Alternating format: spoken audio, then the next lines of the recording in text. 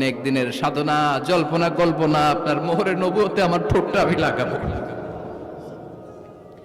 আপনার মোহরে নবুয়তের মধ্যে আমার ঠোঁটটা লাগিয়ে আমার ঠোঁটটারে আমি জাহান্নাম থেকে পরিত্রাণ করাবো।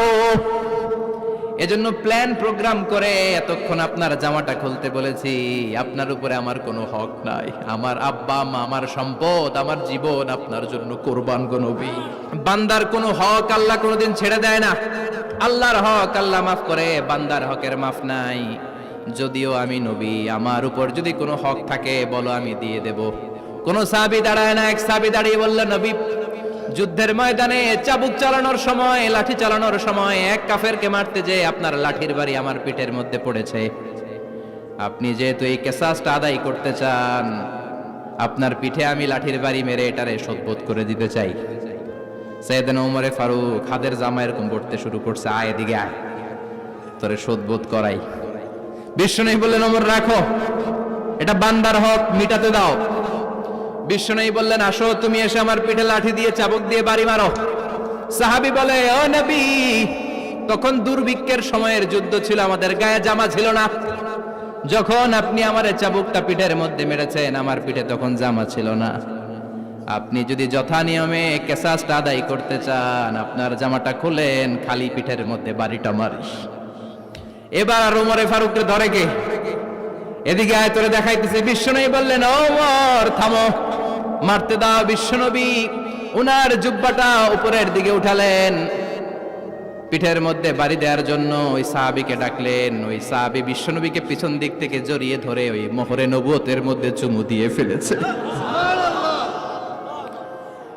সাহাবী বললেন, নবী গো, এই নাটক করার জন্য আপনি আমারে মাফ করে দিয়েন।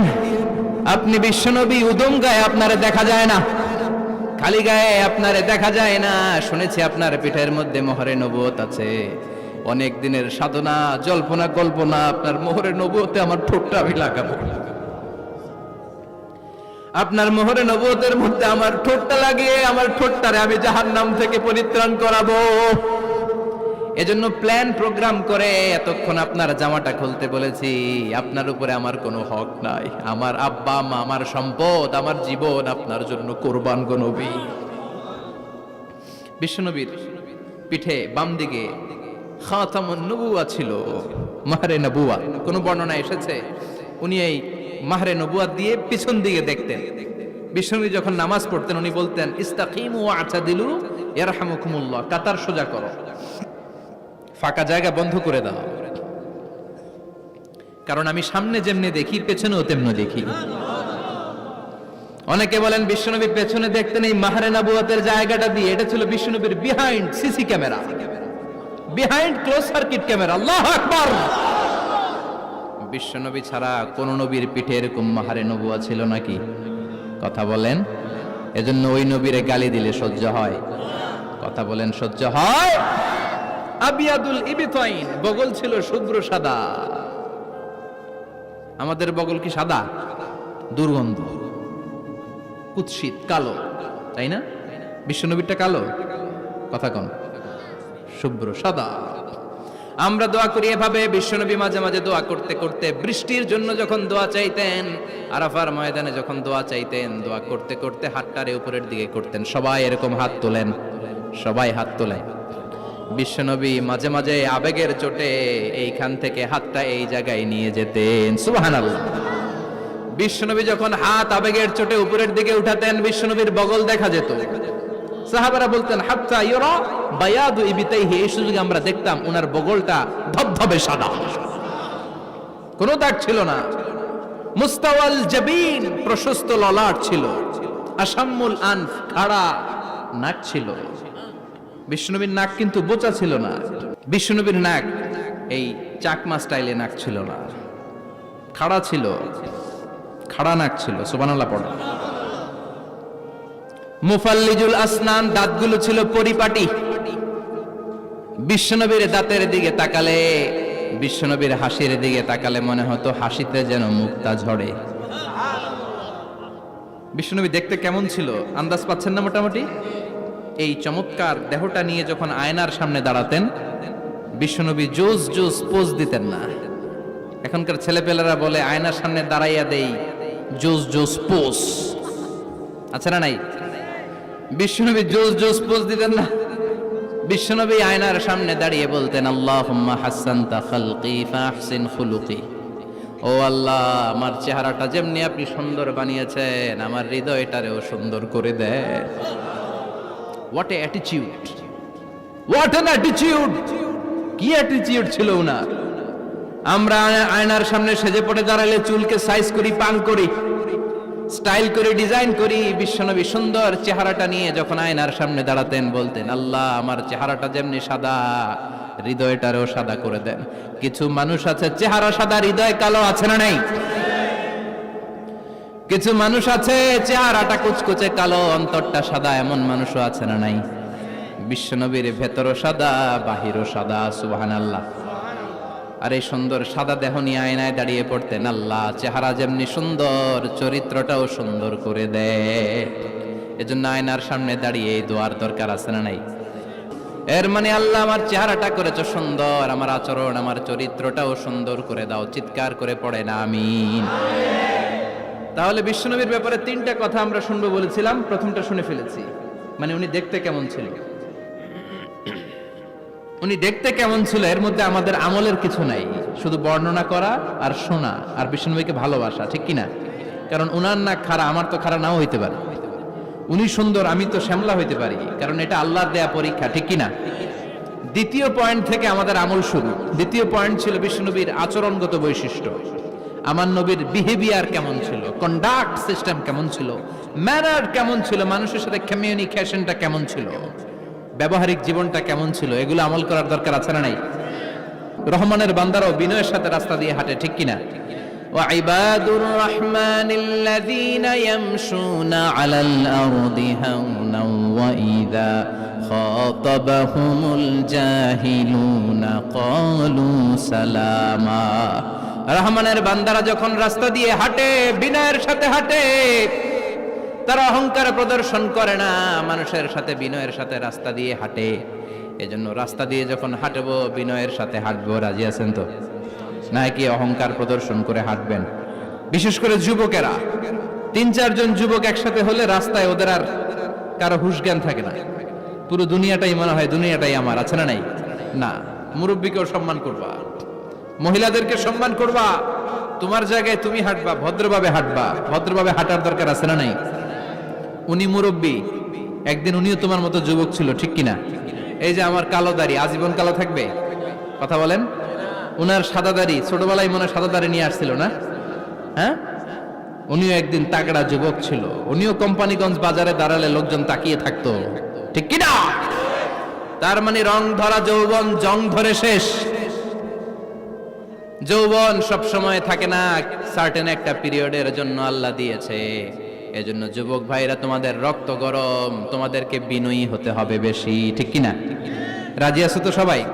বিশ্বনবী বিনয়ের সাথে হাঁটতেন। ওয়াকানা ইয়াতাবাসসাম, সবসময় মুচকি হাসতেন। কি করতেন? মুচকি হাসেন তো আপনারা? হাসেন না? মুচকি হাসবেন, কারণ মুচকি হাসতে পয়সা লাগে না। লাগে? মুচকি হাসি দেন তো একটা। এই যে সবার এখন মুচকি হাসি, পয়সা লাগছে? কথা কর। তাবাসসুমুকা ফি ওয়াজহি আখিকা সাদাকা, you would smile to your brother, it's a charity. তুমি তোমার ভাইয়ের দিকে তাকিয়ে যে মুচকি হাসবে, এত সদকা দেওয়ার সওয়াব হয়ে যাবে।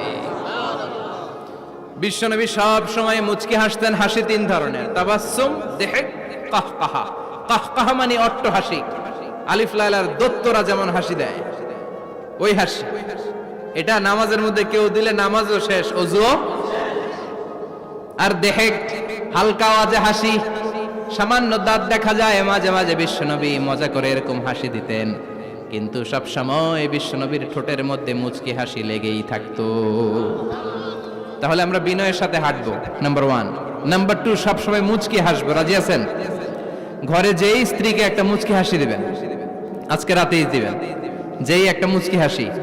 রাজি আছেন? হ্যাঁ, ভালোবাসা বাড়াই দিবে কে? কথা কয় না। ভালোবাসার কথা আসলে আওয়াজ কমে যায়। ভালোবাসার কথাও কোরআনে আছে না নাই? আল্লাহু আকবার। আল্লাহ দাম্পত্য জীবনের ভালোবাসা তুমি বাড়িয়ে দাও। ইযাল তাফাতা ইলতাফাতা জামিআন, বিশ্বনবীর যদি ডানে বায়ে কোথাও তাকানোর দরকার হতো উনি আর চোখে তাকাতেন না। অনেকে এইভাবে বসে আছে, ডানে এমনে তাকায়, এমনে আছে না নাই, এইভাবে এমনে তাকায়, আচ্ছা না নাই, এইভাবে তাকানো যাবে না।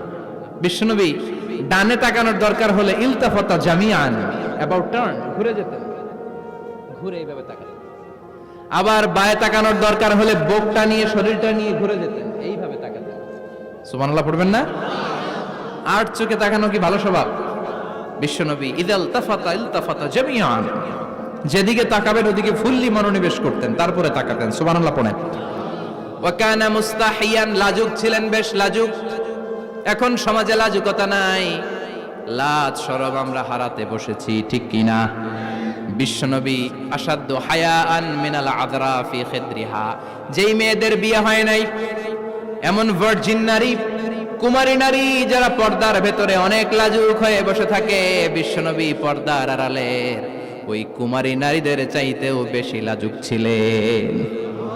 এত লাজুক ছিলেন, এত লাজুক ছিলেন, লজ্জা পেলে চেহারাটা বিশ্বনবী লাল হয়ে যেত। ছোট্টবেলায় হালিমাতুস সাদিয়ার বাড়িতে যখন দুধ খেতে গিয়েছিলেন, বিশ্বনবীর দুধমা হালিমাতুস সাদিয়া বলে, এই কুরাইশি মুহাম্মদ ছেলেটাকে কখনো কাঁদতে দেখি নাই। ক্ষুধা লাগলেও কাঁদে না, ব্যথা পেলেও কাঁদে না, শুধু লজ্জাস্থানের জায়গা থেকে কাপড়টা একটু সরে গেলে ছোট্ট মোহাম্মদ চিৎকার দিয়ে ওঠে। কি বুঝে সে? ক্ষুধা লাগলেও কাঁদতো না, ব্যথা পেলেও কাঁদতো না, লজ্জাস্থানের জায়গা থেকে কাপড় সরে গেলে বিশ্বনবী চিৎকার দিয়ে উঠতেন। সুবহানাল্লাহ পড়েন। এজন্য লজ্জা শরমের দরকার আছে না নাই? ইযা লাম তাস্তাহি ফাসনা মা শি'তা, যদি লজ্জা শরম না থাকে যা মন চায় তাই করতে পারো। এটা আমাদের বাংলাদেশে ব্যাপক, লাজ শরম কিচ্ছু নাই, যে যেটার যোগ্য না সে সেইটা করতে যায়, ঠিক কি না? এই যে হিরো আলমের মনোনয়ন নিয়ে টানাটানি, কোনো লজ্জা শরম আছে? আমার যোগ্যতা থাকতে হবে না? আমাকে রাজনীতি জানতে হবে না? আমাকে যদি আজকে বলে মিজানুর রহমান আজহারী আপনি অনেক কোয়ালিফাইড লোক, আপনি কালকেই দেশের প্রধানমন্ত্রী, আমি ওই জায়গায় বেহুশ, কারণ আমার নাই কোনো রাজনৈতিক জ্ঞান, নাই কোনো ডিপ্লোম্যাটিক জ্ঞান, নাই কোনো কূটনৈতিক জ্ঞান, এই কাজ আমার নয়। এজন্য লাজুকতার বড় দরকার। যেখানে যার বসা দরকার সে সেখানে যাবে। কিয়ামতের আগে যেই লোক যেই চেয়ারে বসার দরকার ওই লোক ওই চেয়ারে বসবে না। এটা হলো কিয়ামতের আলামত। জোরে কোন ঠিক কিনা? সভাপতি হওয়ার যোগ্যতা নাই, সভাপতি হয়, আছে না নাই? সেক্রেটারি হওয়ার যোগ্যতা নাই, সেক্রেটারি হয়, এরকম সমাজে আছে না নাই? নেতা হওয়ার যোগ্যতা নাই, নেতা হয়, আছে না নাই? সবগুলো কিয়ামতের আলামত। আমার বিশ্বনবী এমন লাজুক ছিলেন, বিশ্বনবীর মতো এমন লাজুক নবী আর কেউ ছিল নাকি? কথা বলেন। ওয়া কানা আসহাবুল মাইমানা, বিশ্বনবী ডানপন্থী ছিলেন। কি পন্থী? কি পন্থী? মুষ্টিবদ্ধ ডান হাতটাকে এরকম উপরের দিকে করেন আর চিৎকার করে বলেন বিশ্বনবী কোন পন্থী ছিল? আমরা কোন পন্থী? জান্নাতে কারা ঢুকবে? কোন বামপন্থীর স্থান জান্নাতের ভেতরে হবে? চিৎকার করে বলেন কোন নাস্তিক জান্নাতে ঢুকতে পারবে? এজন্য নবীদের মতো ডানপন্থী হতে হবে। যেরকম ঠিক কিনা? বিশ্বনবী সব ভালো কাজগুলো ডান দিক দিয়ে করতে পছন্দ করতেন। জামা পরলে ডান দিক দিয়ে, খাবার বিতরণ করলে ডান দিক দিয়ে, মুসাফা করা শুরু করলে ডান দিক দিয়ে, ডান দিক দিয়ে ভালো কাজ বিশ্বনবী পছন্দ করতেন। সুবহানাল্লাহ পড়েন।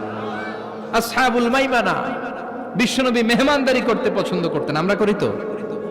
মেহমানদারি করান? মেহমান ঘরে আসলে ভালো লাগে? খারাপ লাগে কার কার দেখি? সবার ভালো লাগে, কিন্তু আমরা অনেকে খুশি হই না। মেহমান আসলে নাখোশ হই, নিজেই খাইতে পাই না। মেহমান আইছে কে? খাওয়ামু করতে, খাওন নাই, যেন ও খাওন বানাইছে। খাওন পাঠায় কে? রিজিক দেয় কে? গোটা বিশ্বের সবাই মিলে আমরা একটা চাল বানাতে পারবো নাকি? ও মিয়া চাইনিজ চাউল না, চাইনিজ ডিম না, ওগুলো সবাই পারে, ঠিক কিনা?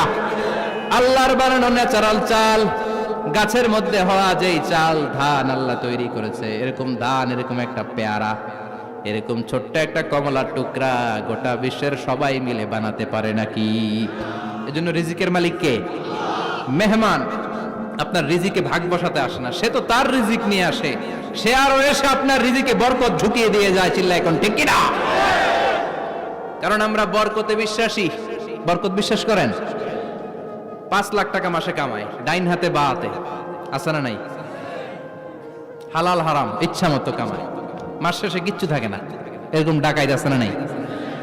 হসপিটালের একটা বিল পরিশোধ করতে 3 লাখ চলে যায়, ঋণের বোঝায় জর্জরিত, রাতে ঘুম নাই, তার মানে বরকত নাই। আরেকজনের বেতন 20,000, কয় হাজার, বাড়ি ভাড়া 6,000, বাজার খরচ 6,000, ছেলে মেয়ের স্কুলের বেতন 6,000, বেড়ায় দান করে আরো 1,000, আরো থাকে।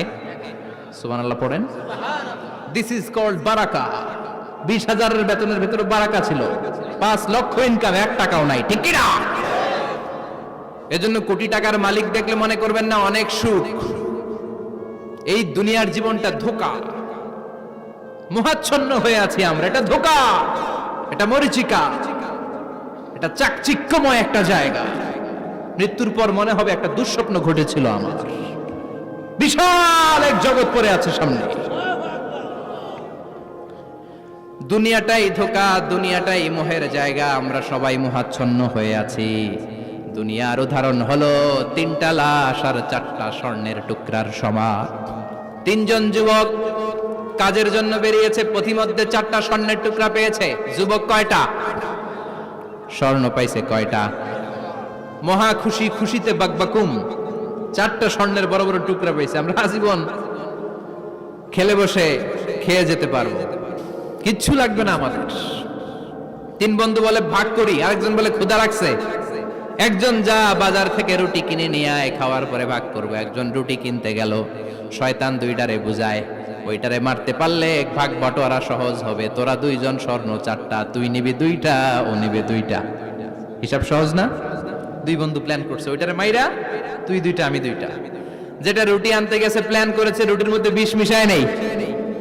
কি মিশাবো? বিষ।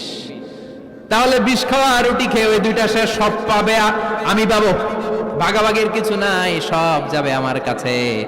4টা স্বর্ণের টুকরার মালিক আমি। রুটির মধ্যে বিষ মেখে নিয়ে এসেছে। ওই 2 বন্ধু প্ল্যান অনুযায়ী ওইটারে ধরে মেরে ফেলছে। এবার মহা খুশি। এক বন্ধু কয়, এবার তো ভাগ বটর আর কিছু নাই, তুই 2টা, আমি 2টা, আগে খাইয়া লইস। আগে খাওয়ার পরে এই 2টাও নাই। 3টা লাশ, 4টা স্বর্ণের টুকরা। এটাই তো দুনিয়ার জীবন, ঠিক কিনা? আসল জীবন কবর থেকে শুরু হবে, কোন ঠিক কিনা? একদিন মাটির ভেতরে হবে ঘরে মন আমার, কেন বাঁধো দালান ঘরে মন আমার, কেন বাঁধো দালান ঘর, ঠিক কিনা? দুনিয়ার জীবন আসল জীবন না, এটা মরিচিকা, এটা ধোঁকা, এটা মোহ, এটা শয়তানের চাকচিক্য। আসল জীবন কবরের জীবন। আসল জীবন সামনে পড়ে আছে, জন্য বরকতে বিশ্বাস করি আমরা, ঠিক কিনা? ল্যান্ড ক্রুজার দাপিয়ে বেড়ায়, বড় বড় টাওয়ারের মালিক, অনেক সম্পদের মালিক। এটা দেখেই মনে করবেন না অনেক সুখে আছে, ঘরে যেয়ে দেখেন কোনো সুখ নাই, ঠিক কিনা? সাধারণত টাকা যার বেশি, দুঃখ তার বেশি। টাকা যার কম, সুখ তার বেশি। সুবহানাল্লাহ পড়েন। আল কানাআতু মিনাল ইসলাম। এজন্য আমার শ্রমিক ভাইয়েরা, আপনাদের 1 পা জান্নাতে এমনি ঢুকে আছে। নামাজ পড়বেন, মা বাবার খেদমত করবেন, ইসলামের নিয়মগুলো মানবেন, 2য় পাটাও জান্নাতে ঢুকায় দিবে কে? আর যারা কোটি কোটি টাকার পাহাড় বানিয়েছে, ওদের হিসাবের ফিরিস্তি অনেক বড়। বিশাল বাড়ির মালিক, ল্যান্ড ক্রুজার চালায়, সাবরোলেট চালায়, পোরশে, ফারারে, ল্যাম্বরগিনি চালায়, আছে না নাই? ঘরে সুখ নাই, রাতে ঘুম নাই, টেনশন আর টেনশন। 4টা ট্যাবলেট খেয়ে আধা ঘন্টা ঘুমাতে পারে না, এরকম ধনী আছে না নাই? সব ধনীরা আবার এক পাল্লায় মাইপেন না। হালাল পন্থায় মাথার ঘাম পায়ে ফেলে যেই ধনী ব্যবসায়ীরা বড় লোক হয়েছে, ওদের ঘরে ঠিকই শান্তি আছে। তার মানে টাকা যার বেশি, অসুখ তার বেশি, কিচ্ছু খেতে পারে না। দেখবেন ধনীদের খাবারের ডায়েটে থাকে ভেজিটেবলস আইটেম, ঠিক কিনা? এমনি হজম হয় না, আবার ডাক্তারের কাছে গেলে বলে কিচ্ছু খাবেন না, খালি ঘাস খাবেন। কি খাবেন? মানে ভেজিটেবল খাবেন, সবজি খাবেন তো সুস্থ থাকবেন, আছে না নাই? ঘুম নাই, শান্তি নাই। এই যে কোম্পানিগঞ্জ বাজারের যারা কুলি মজুর শ্রমিক, এদের ঘুমে ঝামেলা আছে, কথা বলেন। ধনী পয়সাওয়ালা কোটিপতি, সে ঘুমের ট্যাবলেট খায়, ঘুমের জন্য যে ট্যাবলেট লাগে রিকশাওয়ালা ওইটাই জানে না, ঠিক কিনা? হাজার কোটি টাকার মালিক হলে বাড়ি কিনা যায়, গাড়ি কিনা যায়, সুখ কিনা যায় না। কোম্পানিগঞ্জ বাজারে সুখ বিক্রি হয় এমন দোকান আছে নাকি? কথা কন, একটাও নাই। কি করলেন আপনারা? সুখের দোকান দিতে পারলেন না? কি আজীব তামাশা! টাকা দিয়ে সুখ কিনা যায় না, গাড়ি কিনা যায়, বাড়ি কিনা যায়, কিন্তু সুখ নো ওয়ে, কেনা যায় না। টাকা হলে জাজিম কিনা যায়, বালিশ কিনা যায়, ঘুম কিনা যায় না। ঘুম কিনা যায়? ফার্মেসিতে ডাক্তারের কাছে যে যদি বলেন 2000 টাকার ঘুম দেন, দিবে? ডাক্তার কি বলবে? দূর মিয়া, আমারই ঘুম আসে না, তোমারে আমি ঘুম বিক্রি করুম। আচ্ছা না নাই? শ্রমিক ভাই, রিকশাওয়ালাদের ঘুমের ঝামেলা নাই, যেখানে রাইত ওইখানেই, যেখানে রাইত ওইখানেই কাই। ওর মাথা লাগতে দেরি বিছানায়, নাক ডাকতে দেরি হয়, ওর নাকের ডাকের আওয়াজে ট্রাকের ইঞ্জিনও ফেল, ঠিক কিনা? এজন্য আমরা বরকতে বিশ্বাসী। অল্প খাবো, অল্প পড়বো, অল্প জমাবো, অল্পের ভেতরে বরকত দিয়েছে কে? এজন্য মেহমান আসলে বিশ্বনবী খুশি হতেন, আমরাও মেহমান আসলে খুশি হব। রাজি আছি না নাই? সবাই রাজি? মেহমানদারি করাবেন তো? এরপরে বিশ্বনবী ইনসাফ করতেন। কি করতেন? ইনসাফ করতেন। বিচার করার সময় বিশ্বনবী ইনসাফ করতেন। গোটা বিশ্বকে ইনসাফ শিখিয়েছেন বিশ্বনবী। আমাদের দেশেও তো ইনসাফ হয় না? হাইকোর্টে, সুপ্রিম কোর্টে, গ্রাম্য সালিশে আছে, আছে। আহা, আহকামুল হাকিমিনের দরবারে সবগুলো বিচার আবার বসবে। চিল্লায় বলেন ঠিক কিনা? অমিয়া দুনিয়াতে বিচারপতি বিচারের রায় দেয়, ওই বিচারপতিরও বিচার আছে না নাই? সবচেয়ে বড় বিচারপতির নাম কি? বিশ্বনবী ইনসাফ করে গোটা বিশ্বকে দেখিয়ে গেলেন কেমন করে বিচার করতে হয়। বিশ্বনবীর কাছে কখনো বিচার আসলে বিশ্বনবী দুই পক্ষের কথা শুনে রায় দিতেন। পড়েন সুবহানাল্লাহ। সব সময় দুই পক্ষের কথা শুনে রায়। এখন কি দুই পক্ষকে সমান প্রিভিলেজ দেয়া হয়? কথা বলেন। কারণ কোরআন দিয়ে বিচার হয় না। কোরআন দিয়ে বিচার হোক আমরা চাই কি চাই না? আমার সংসদ ভবনের ভেতরে কোরআনের আইন দিয়ে সংসদ ভবন কায়েম হোক আমরা চাই কি চাই না? সেনাবাহিনীর ভেতরে দরবার হলগুলোতে যখন আলোচনা বসে কোরআন মাঝখানে থাকবে, চিল্লায় বলেন ঠিক কিনা? দেশের সবগুলো ক্যান্টনমেন্টের ভেতরে কোরআন থাকার দরকার আছে না নাই? সবগুলো আদালতের ভেতরে কোরআন থাকার দরকার আছে না নাই? কোরআনের আইন অনুযায়ী আমার দেশের সব নিয়ম কারণ চলবে আমরা চাই কি চাই না? এই কোরআনের আইনের বিরুদ্ধে যদি কোনো আইন পাশ করা হয় আমরা ওই আইনের বিরুদ্ধে চিৎকার করে বলেন ঠিক কিনা? আমরা এই কোরআনের জন্য সব বাজি রাখতে রাজি আছি। সব শিখে নাও কেমন করে প্রতিষ্ঠা করেছে বিশ্বনবী, চিৎকার করে বলেন ঠিক কিনা? এগুলো হচ্ছে বিশ্বনবীর অভ্যাস, আচরণ। বিশ্বনবী ধীরস্থির ভাবে কথা বলতেন, তাড়াহুড়ো করতেন না। সাহাবারা বলতেন বিশ্বনবী যখন কথা বলতেন প্রতিটা শব্দ আলাদা করা যেত, প্রতিটা অক্ষর আলাদা করা যেত। আল্লাহু আকবার। আবার জরুরি কোনো কথা যখন বিশ্বনবী বলতেন ওইটাকে 3 বার বিশ্বনবী রিপিট করতেন। কয়বার? কারণ জরুরি। কারণ কি? যেন না ভুলে যায়, ভুল যেন না হয় 3 বার বলতেন। বিশ্বনবী একবার তাকওয়া নিয়ে ওয়াজ করতেছিলেন আর বলছিলেন তাকওয়া হা হুনা হা হুনা হা হুনা, তাকওয়া এইখানে এইখানে এইখানে। কয়বার বললেন? কারণ তাকওয়ার ওয়াজ কি কম গুরুত্বপূর্ণ নাকি বেশি গুরুত্বপূর্ণ? তাকওয়া মানে কার ভয়? যাদের হৃদয়ে আছে আল্লাহর ভয় তারা কভু পথ ভুলে যায় না। আল্লাহর প্রেম ছাড়া এই দুনিয়ায় কারো কাছে কোনো কিছু চায় না, ঠিক কি না? যাদের হৃদয়ে আছে আল্লাহর ভয় তারা কভু পথ ভুলে যায় না। আল্লাহর প্রেম ছাড়া এই দুনিয়ায় কারো কাছে কোনো কিছু চায় না। রাতের আধারে যারা সেজদাতে রয় দু চোখের শ্রুতে নদী যেন বয়।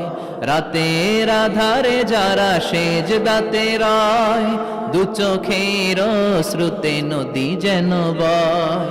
ছলনার হাতছানি যতই ডাকুক ছলনার হাছানি, যতই ডাকুক পেছনে ফিরেও সে তাকায় না। যাদের হৃদয়ে আছে আল্লাহর ভয়, তারা কবু পথ ভুলে যায় না। আল্লাহর প্রেম ছাড়া এই দুনিয়া কারো কাছে কোনো কিছু চায় না। চিৎকার করে বলেন ঠিক কিনা? তাকওয়ার ওয়াজ করলেন, তাকওয়া মানে আল্লাহর ভয়। বিষ্ণুই বললেন তাকওয়া হা হুনা, তাকওয়া হা হুনা, তাকওয়া হা হুনা। তাকওয়া এই জায়গায়, তাকওয়া এই জায়গায়, তাকওয়া এই জায়গায়। যেহেতু এটা গুরুত্বপূর্ণ, বিষ্ণুনবী 3 বার ইঙ্গিত করে বলেছেন। সুবহানাল্লাহ। বিষ্ণুই বলেন না তাকওয়া হা হুনা, তাকওয়া এইটা। বলেন না তাকওয়া হা হুনা, তাকওয়া এইটা। বলেন না তাকওয়া হা হুনা, তাকওয়া এইটা। জুব্বায় তাকওয়া, দাড়িতে তাকওয়া, টুপিতে তাকওয়া বলে নাই। তাকওয়ার আসল জায়গা হলো হৃদয়। এজন্য যাদের হৃদয়ে আল্লাহর ভয় আছে, তারা কোনোদিন পথ হারাতে পারে। তাদেরকে সিরাতুল মুস্তাকিমের উপর দায়েম রাখে কে? কি সুন্দর অভ্যাস ছিল বিশ্বনবীর, মানার দরকার আছে না নাই? বিশ্বনবীর আরেকটা অভ্যাস ছিল, বাসি খাবার খেতেন না, জানেন? বাসি খেতেন না, অল্প খেতেন, কিন্তু যেটা খেতেন ভালোটা খেতেন। অল্প খেতেন কিন্তু যেটা খেতেন ভালো খেতেন। মধু খেতে পছন্দ করতেন, কিন্তু মধুর মধ্যে দুর্গন্ধওয়ালা একটা মধু আছে না, মাগাফির, বুখারীতে লম্বা ঘটনা, ওইদিকে যাব না। এই মাগাফিরের মধু উনি খেতে চাইতেন না। ভালো সুগন্ধিওয়ালা মধু তিনি বিশ্বনবী খেতে পছন্দ করতেন। বিশ্বনবীর খাবারের তালিকায় সবচেয়ে পছন্দনীয় তালিকায় ছিল এই মধু। মধু খেতেন, দুধ খেতেন, খেজুর খেতেন, জব খেতেন, বার্লি খেতেন, ছাগলের বাজুর মাংস খেতে পছন্দ করতেন, সিনার মাংস। সুবহানাল্লাহ কইবেন না? What a choice! কি চয়েস ছিল বিশ্বনবীর! বাজুর মাংস খেতেন। বিশ্বনবী লাউ খেতে পছন্দ করতেন, লাউ। রুম্মান ফল খেতে পছন্দ করতেন, রুম্মান মানে ডালিম। রুম্মান মানে কি? ডালিম খেতে পছন্দ করতেন। মাশরুম খেতে পছন্দ করতেন। সুবহানাল্লাহ পড়েন। মাশরুমের স্যুপ পাওয়া যায় না রেস্টুরেন্টে? বিশ্বনবী বলতেন আল কামআতু মিনাল মান্নি ওয়া মাউহা শিফাউন লিল আইন। এই কামআহ মানে মাশরুম, ব্যাঙের ছাতা, এটা হলো মান্না সালোয়ার মতো দামি খাবার। আর এই মাশরুমের স্যুপ চোখের জন্য মহৌষধ। যাদের রাত কানা দিন কানা আছে, মাশরুমের স্যুপ খান, চোখ ভালো করে দিবে কে? এজন্য বিশ্বনবী যেগুলো খেত, এগুলো খাওয়ার দরকার আছে না নাই? বিশ্বনবীর যে সুন্দর চরিত্র ছিল, আচরণ ছিল, এগুলো পালনের দরকার আছে না নাই? তাহলে বিশ্বনবীর 3টা কথা বলবো বলেছিলাম। প্রথম কথা ছিল দেখতে কেমন ছিল। অনেক কথা এত বলা যাবে না, সংক্ষেপে বললাম যে বিশ্বনবীর আচরণ কেমন ছিল। এখন শুনবো, শেষ কথা বলে যাই, বিশ্বনবীর ইন্টেলেকচুয়াল পাওয়ার কেমন ছিল, ওনার বুদ্ধিমত্তা কেমন ছিল। Our beloved prophet Muhammad, the last messenger, was a very good mediator. বিশ্বনবী ভালো মিডিয়েটর ছিলেন। বিশ্বনবী ভালো মধ্যস্থতাকারী ছিলেন। ঝগড়া লাগলে মিলাই দিতে পারতেন চমৎকার। ভেরি গুড মিডিয়েটর, মধ্যস্থতাকারী ব্যক্তিত্ব ছিলেন। স্বামী স্ত্রীর মধ্যে ঝগড়া লাগলে মিলাই দিতেন, বন্ধু বন্ধু ঝগড়া মিলাই দিতেন, সমাজে সমাজে মারামারি মিলাই দিতেন। মক্কা থেকে মদিনায় যখন গেলেন, মদিনায় 120 বছরের একটা যুদ্ধ চলছিল, কেউ যুদ্ধটা থামাতে পারে না। বিশ্বনবী 7 দিনের ব্যবধানে যুদ্ধ থামিয়ে দিলে। Intellectual capacity, very good mediator. এজন্য বিশ্বনবীর উম্মত যারা, তাদের অভ্যাস হবে ঝগড়া লাগায় দেওয়া যাবে না, মিলায় দিতে হবে। ঠিক কিনা? আমরা যদি ঝগড়া দেখি, দূর থেকে আরো লাগায় দিতে চাই, আছে না নাই? কোম্পানিগঞ্জ বাজারে ঝগড়া, কয় লাগুক, আরো লাগুক, ধরবি না, থামাবি না। দূর থেকে মজা দেখি, মজাই লাগে, এরকম ডাকাইতে আছে না নাই? আগুন লাগলে পানি দিয়ে নেবায়, অনেকে তেল ঢালে, আছে না নাই? কি করবেন? মিলিয়ে দিবেন। আপনার মর্যাদা বাড়িয়ে দিবে কে? বিশ্বনবী ভেরি গুড মিডিয়েটর ছিলেন। বিশ্বনবী লজিক্যাল এবং রেশনাল ছিলেন, বুদ্ধিমত্তাকে কাজে লাগাতেন। এক সাহাবী এসে বলে, নবী ইযান লি বিজিনা, আমার জিনার অনুমতি দেন। কিসের অনুমতি? কার কাছে অনুমতি চাইলো? অন্যান্য সাহাবারা এই যুবক ছেলেটাকে ধমকাতে লাগলো, বসো, এই মিয়া বসো, বিশ্বনবীর কাছে কি কথা বলে এগুলা? ওই যুবক বসে রইল। বিশ্বনবী কাজ সারলেন, এরপর বললেন আইনাস শাবাব, ওই যুবকটা কোথায়, এদিকে আসো, কি চাইছো বলো। কয় বিশ্বনবী আপনি আমারে জিনা করার অনুমতি দেন। বিশ্বনবী যুবকটারে কাছে ডেকে আনলেন, বললেন ও যুবক, তোমার ঘরে বোন আছে কিনা? কয় আছে। তোমার বোনের সাথে কোনো পুরুষ জিনা করুক তোমার কেমন লাগবে? সে বলে আমি এই পুরুষটারে হত্যা করব। হত্যা করবা? ওকে, ডান। তোমার ঘরে মা আছে কিনা? আছে। তোমার মায়ের সাথে পর পুরুষ জিনা করবে কেমন লাগবে? কয় আমি সাইজ করবো ওরে। তোমার ঘরে স্ত্রী আছে কিনা? আছে। তোমার স্ত্রীর সাথে যদি কেউ জিনা করে কেমন লাগবে? বলে আমি তারে ছাড়বো না। বিশ্বনবী বললেন তাহলে যেই মহিলার সাথে তুমি জিনা করবা সেও তো কারো বোন, সেও তো কারো স্ত্রী, সেও তো কারো মা, ঠিক কিনা? সুবহানাল্লাহ, হোয়াট অ্যান ইন্টেলেকচুয়াল ক্যাপাসিটি। যুবক বলে তাই তো, এভাবে তো ভাবি নাই। আমি যার সাথে পাপ কর্ম করব সেও তো কারো বোন হবে, সেও তো কারো মা হবে, সেও তো কারো স্ত্রী হবে। ও নবী, আপনি আমারে মাফ করে দেন, আমার জন্য দোয়া করে দেন যেন তাকওয়ার উপর জীবন প্রতিষ্ঠা করতে পারি। লজিক্যালি জিনিসকে সলভ করার চেষ্টা করতেন।